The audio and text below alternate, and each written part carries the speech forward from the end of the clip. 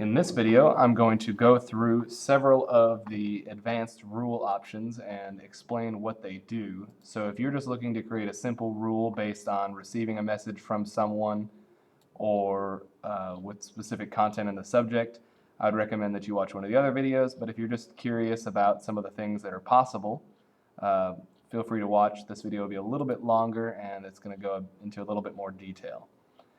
All right, so when I click New Rule in my rule options, I'm going to see that there's a ton of choices here. Now, several of these are really not going to be terribly important, but some that you might be really concerned with are, of course, these first two, and then flag messages from someone for a follow-up. So if you use the tasks, which I find quite convenient, if you know for sure that if a specific person sends you a message that you're going to want to flag it, you could choose this one.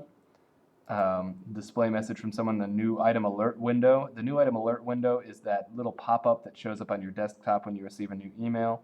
I have mine set so that any email I get pops up down here, but maybe you just want to say specific ones. Play sound, pretty straightforward. Set an alert on my mobile device. If you want this to happen, you have to connect your mobile device to your account, and that's something that I'm not going to cover, but if you'd like to know about, feel free to ask. But I'm going to go ahead and do some of the advanced options for both of these choices, messages I receive and messages that I send. So let's go ahead and try messages I receive first. So I've gone through receiving from people or public group and with specific words in the subject. Sent only to me is another convenient option. So for instance, if you want all emails that are sent specifically to you to appear in a folder, then you can automatically reroute those. You could consider those your private emails or something like that, or where your name is in the to box, so maybe it's sent to several people, but you're one of the main recipients, so you want to mark that specifically. Down here we've got several more options. Specific words in the body is something that could be convenient, or specific words in the subject or body. You have to be cautious about these, though, because of what we ran into in the ISS lists example. So, for instance, if you choose some specific word like ISS and other words have that word in them, then you're going to run across this issue where if somebody types in missed, it's also going to reroute that. So you're going to have to come up with some way to make sure that that doesn't happen. So, for instance, when I first attempted my ISS lists, I also tried to add specific words in the body, and I added all of my students' last names. And then I realized that several other students are going to have similar last names, so I'm still going to get those lists anyway. So I just went ahead and it wasn't any better than the rule that I created. You might use the categories. I personally don't get much use out of these categories, but some people do. So if you click the categories, you see I've tried one before. It should be blue category. So if you want specific emails from specific people to turn into a specific color, you can do that by assigning it to a category based on your email. And that might be convenient. We've got here, which is an automatic reply. So for instance, when you send something to somebody and they automatically kick something back, maybe you want to get rid of that or move that somewhere else, put it in an automatic reply folder so you're not getting a bunch of those. You can go ahead and get rid of that. Which has an attachment. This might be nice. So for instance, I can imagine using this in my Algebra 2 PLC filter. If I was to create a subfolder in Algebra 2 PLC, maybe called Algebra 2 PLC Documents, if I attached this option, then anytime I received an email from my Algebra 2 PLC, so let me show you what that would look like. If I do from people or public group, so I would do Algebra 2, whoops, I've got to go to my contacts list. So I go to my Algebra 2 PLC. So if I had anything from my Algebra 2 PLC which has an attachment, I could move it to a specific folder, and then I could create a new one inside of Algebra 2 PLC called Algebra 2 PLC maybe Docs.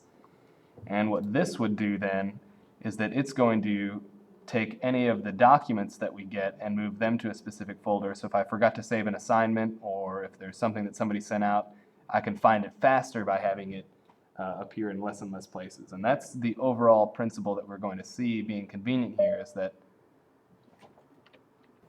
the more carefully I filter my emails and the more carefully I place them, the easier it will be for me to find important emails later on. So I might see this as a really convenient option that I could use. So let's go ahead and go back, and I'm going to get rid of those options, but that could be pretty convenient for you. In fact, I might use that now that I thought of it. You could have it received in a specific date span. So, for instance, if you know that you're going to be gone for a certain amount of time, you could have all those emails. Make sure you put them in a specific folder so you know that you have to go back and check them.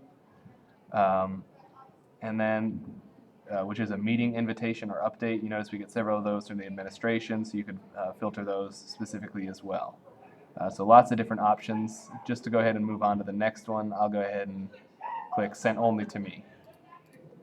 All right, so here's all the things that you can do to the emails. So of course we've seen move it to the specific folder. We've seen assign to the category. You could delete it, permanently delete it. I recommend you don't choose these, even if it's an email that you really don't like, because I have another video showing you how to get rid of junk email. And I think that process is better than clogging up all your rules with deletes from. It's just faster. So make sure you watch my video on junk email if you want to get rid of emails. I don't recommend you delete unless you know exactly what it is you want to delete. Of course, you can move copies. So this would be useful, for instance, if you still want it to appear in your inbox, but you want to have a copy. So maybe you really like to read everything in your inbox, but you'd like it to be filtered anyways. So you could run this rule instead of move it to the specified folder, and that way you'll still see the folder, or you'll still see the email later on popping up in a place where it's easy to find, but as it comes in, you can read it in your inbox. You might prefer that as well. You could automatically forward it. Be careful with this, because that means that it's going to be sent off without you pressing any buttons. So make sure that you know exactly who you want it to forward to, and you've got all the what conditions. Very careful if you're going to choose an option like that. And then we've got play a sound. That could be pretty convenient. Startup application. I can't imagine any time when this would be terribly useful, because you can truly choose any application that you want to pop up. So if you can go through your program files and find executables, you can launch those. Mark it as read. Once again, you could do that, but make sure that you only do it to very, very specific emails. And then display the desktop alert. That's pretty convenient. And then, of course, there's exceptions. So let's go ahead and do,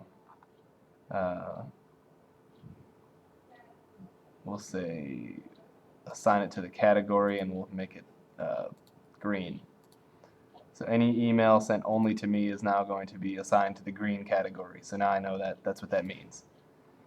Then this last part here is really powerful, exceptions. So for instance, you could have lots of emails be moved right away, but in here you can have exceptions. So if you have, except if it's sent from a specific person, except if it contains specific words, except if it's sent only to me. All these exceptions are going to prevent your rule from being applied if these conditions are met. So you've got your initial conditions. Maybe it's sent only to me and on this computer only, and it's going to assign it to the green category. And then I could say except if it's sent from specific people or a specific group, then I could make sure that it still goes wherever else I'd want it to go, or any of these exceptions. So I highly recommend you look through all these options and choose the one that's most appropriate for the email that you want to, or for the rule that you want to create. So really, the thing that I would focus on is creating a very careful conditions. You make sure they meet exactly the categories that you want them to, especially with the specific words in the subject. You don't want to accidentally route a bunch of important emails to a different folder that you're not expecting them to be there. And then name it properly and choose all your exceptions. All right, once you do that, keep in mind that any rule that you make can be adjusted. So if you need to delete it or get rid of it or change it in any way, you can always go back and do that. All right, I hope this has been helpful.